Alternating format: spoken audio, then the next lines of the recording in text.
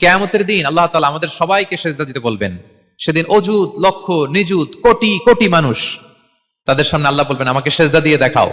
আমরা দুনিয়াতে যারা আল্লাহকে প্রাণ ভরে সেজদা দিয়েছি, আমরা সেদিন আল্লাহু আকবার বলে সেজদায় লুটিয়ে পড়বো। কিন্তু যারা সেজদা দেয় নাই, অথবা যারা লোক দেখানো সেজদা দিয়েছে, তারা সেজদা তো দূরের কথা, ওদের পিঠটাই বাঁকা করতে পারবে না। আল্লাহ বলেন ইয়াউমা ইউকশাফু আন সাকিন ওয়া ইউদআউনা ইলা সুজুদি ফালা ইস্তাতিউন। সেদিন আল্লাহ তাআলা তার পায়ের গোছা উন্মুক্ত করবেন। অনেকে বলে হুজুর আল্লাহরও পা আছে?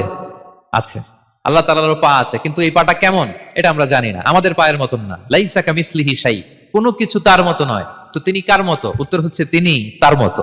সুবহানাল্লাহ পড়বেন না?